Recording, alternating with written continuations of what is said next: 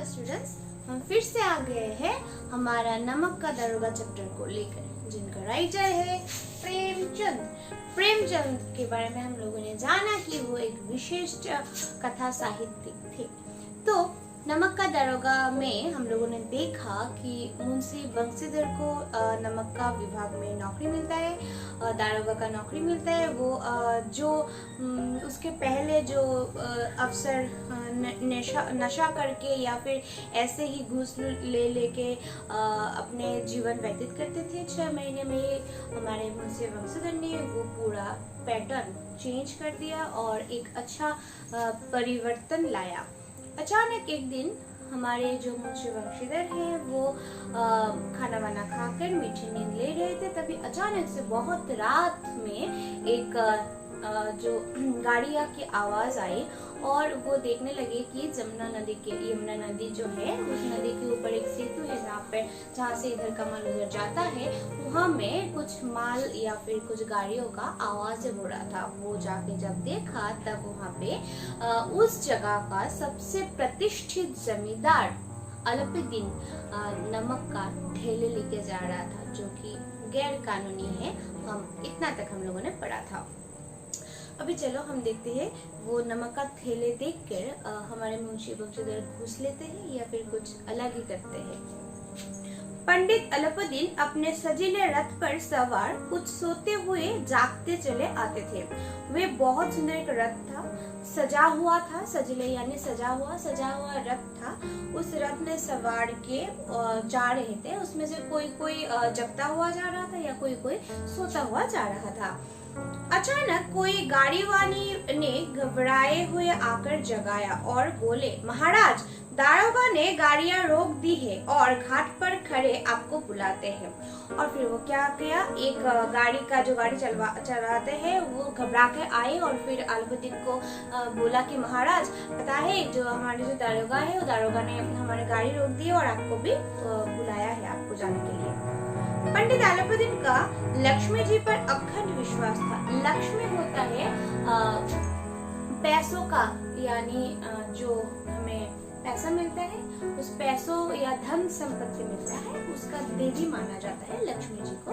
तो बोला है कि लक्ष्मी जी के ऊपर उनका बहुत ज्यादा विश्वास था।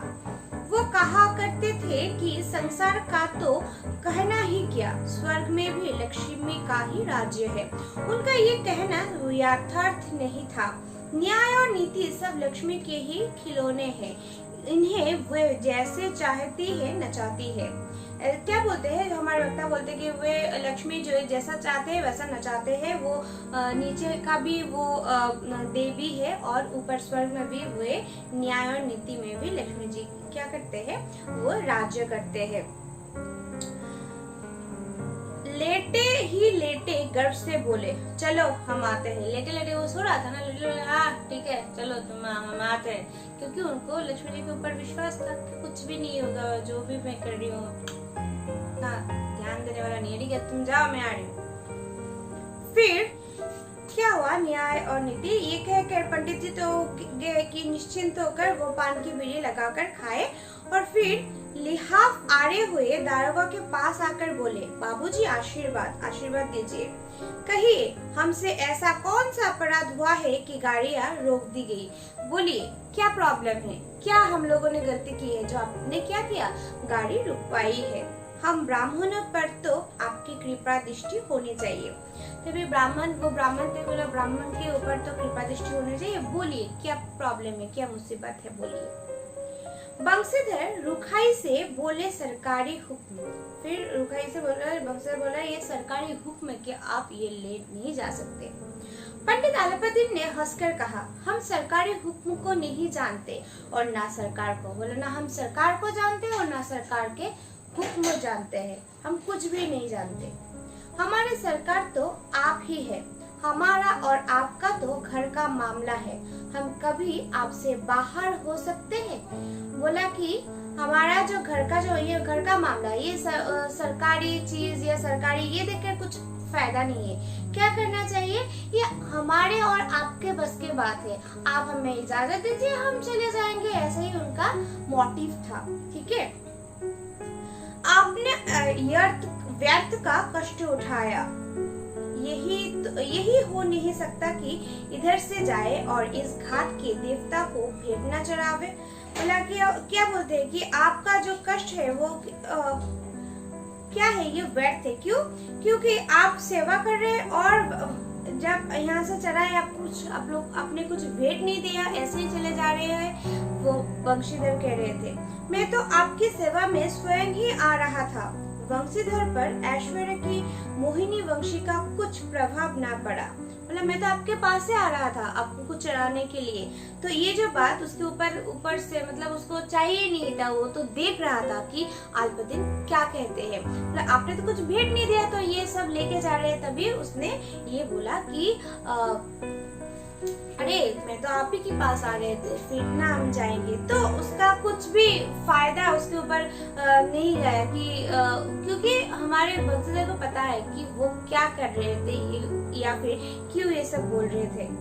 वंशीधर पर ऐश्वर्य की महिमा वंशी का कुछ प्रभाव ना पड़ा।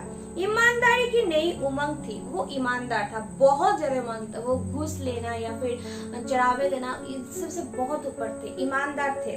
तो उसका ईमानदारी में उसका बहुत ज्यादा शक्ति था। कड़क कर बोले, हम उन नमक हरामों में नहीं हैं जो कोड़िए पर अपना ईमान बेचते फिरते हैं। फिर बोले, हम वो इंसान नहीं है जो अपने वर्दी से गद्दारी करें। हम वो इंसान नहीं है कि हम क्या करें, हम कोड़िए पर अपना जो ईमान है, अपना जो इज्जत है, हमारा जो ड्यूटी है, उसको नीलाम कर दे। आप इस विषय हिरासत में हैं अभी, इसीलिए आपको हिरासत में लिया जाता है, आपको कानूनी तौर से गिरफ्तार किया जाता है। आपका कायदे के अनुसार चालान होगा। बस मुझे अधिक बातों की फुर्सत नहीं है। जमादार बबलू सिंह, तुम इन्हें हिरासत में ले लो, मैं हुक्म देता हूँ। फिर बोला, मुझे इतना बात करने का टाइम नहीं है और आपको कायदे के साथ ही चलना पड़ेगा, बस यही बोलना है, मेरे पास इतना समय नहीं है। और फिर जमादार जो होते हैं, जो सब इंस्पेक्टर या फिर जो हवलदार होते हैं, उनको बुलाया बबलू सिंह को और बोला, तुम इसे हिरासत में लो क्योंकि ये मेरा हुक्म है। पंडित आलोपे दिन स्तंभित हो गए। गाड़ी वालों में हलचल मच गई। पंडित जी के जीवन में कदाचित ये पहला ही अवसर था कि पंडित जी को ये ऐसी कठोर बातें सुनने पड़ी। वो अल्पदिन स्ट्रेंज हो गया क्योंकि वो जमींदार है बहुत बड़ा और कभी भी उसे ऐसे ना गाड़ी रोका गया ना ही उसको हिरासत में ले गया। तो वो स्ट्रेंज हो गया था या फिर गाड़ी में जो था वो भी बहुत स्ट्रेंज हो गए थे क्योंकि ऐसा पहले कभी भी नहीं हुआ हमारे अल्पदिन के साथ। बबलू सिंह आगे बढ़ा किंतु रोब के मारे ये साहस ना हुआ कि उसका हाथ पकड़ सके। बबलू सिंह तो गया, उसको बोला ना कि मेरा हुक्म के तुम जाओ, तो बबलू सिंह उसके लिए गया सामने हिरासत में लेने के लिए कि वो उसका हाथ पकड़े, इसका साहस उसमें नहीं था। पंडित जी ने धर्म को धन का ऐसा निर्धारण करते कभी ना देखा। मतलब धन का मतलब वो घूस दे रहे थे, फिर धन का अनादर करके ऐसे फेंकना या फिर मुंह मोड़ लेना, ये पहली बार उन्हें देखा था। विचार किया ये अभी उमंड लड़का है, बोला अभी तो बच्चा है, अभी उसमें ईमानदारी है, ठीक है, माया मोह के जाल में अभी नहीं पड़ा है। जो माया है, जो मोह है, जो लालची बना है, उसमें अभी भी नहीं है। अल्लड़ है, झिझकता है। बहुत दीन भाव से बोले, बाबू साहब ऐसा ना कीजिए, हम मिट जाएंगे, इज्जत भूल में मिट जाएगी। हमारा अपमान करने से आपका हाथ क्या आएगा? हम किसी तरह आपसे बाहर थोड़ी ही है। तभी वो बोल रहे थे कि नहीं, वो तो अभी बच्चा है, अभी माया मोह के जाल में नहीं पड़ा है, उसमें वो झिझकता है, उसे छोड़ दीजिए। बोला नहीं तो आप मुझसे तो आप दूर में नहीं हो, मैं तो आप ही के साथ हूँ, क्योंकि आप तो मुझे मतलब आपसे दूर नहीं करवा सकते। मेरा अपमान नहीं हो रहा है, ये अपमान ये जो अपमान है वो करके भी आपको क्या मिल जाएगा? बंसीधर ने कठोर स्वर में कहा, हम ऐसी बात तो नहीं सुनना चाहते। बोले नहीं, मैं अपमान कर रही हूँ, मैं ये कर रही हूँ, मोह कर रही हूँ, मेरे में मोह चीज नहीं है, लोभ नहीं है, मुझे सुनना नहीं, मेरे पास इतना फुर्सत है ही नहीं, मैं क्यों सुनूं? पहले ही मैंने बोला है। तो इसलिए वो कठोर स्वर से ये बोला कि मेरे पास ये सुनने वाले समय भी नहीं है और मैं सुनना भी नहीं चाहता। अलाउद्दीन ने जिस सहारे को चट्टान समझ रखा था वो पैरों के नीचे से खिसकता हुआ मालूम चला। अलाउद्दीन ने सोचा हम पैसे दे देंगे और इस पैसों को ही वो इतना दिन तक अपना मुट्ठी या इतना अपना शक्ति मान रहा था और उसी को अभी पैरों से कुचलते हुए देख रहे थे कि एक ऐसा इंसान के ऊपर उसका पाला पड़ा जो कि घूस नहीं लेते, जो कि ईमानदार है, जो घूस से अपना पेट नहीं पालता है। स्वाभिमान और धन ऐश्वर्य का कोड़ी चोट लगी। स्वाभिमान उसको अभिमान को चोट लगा और उसका इतना धन है, इतना संपत्ति है, उसका कुछ फायदा ही नहीं हुआ इतना कुछ करके, तो उसको बहुत ज्यादा चोट लगा अपने आप को कि ये क्यों हुआ अचानक से, ये कभी भी नहीं हुआ तो आज क्यों हुआ। ठीक है, फिर देखो क्या होता है। किंतु अभी तक धन की सांख्यिक शक्ति का पूरा भरोसा है। फिर बोले नहीं, अगर मैं ज्यादा बड़ा हूँ तो कुछ काम हो सकता है, तो उस पे उसका विश्वास अभी तक था।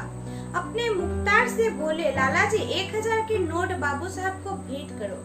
आप इस समय भूखे सिंह हो रहे हैं। अभी क्या करो, अब भूखे सिंह हो गए हो तो 1000 रुपये दे दीजिए उनको। लाला जी को बुलाकर उन्होंने बोले कि अब 1000 रुपये दे दीजिए, भेंट कर दीजिए, वो अभी क्या है, अभी भूखे है।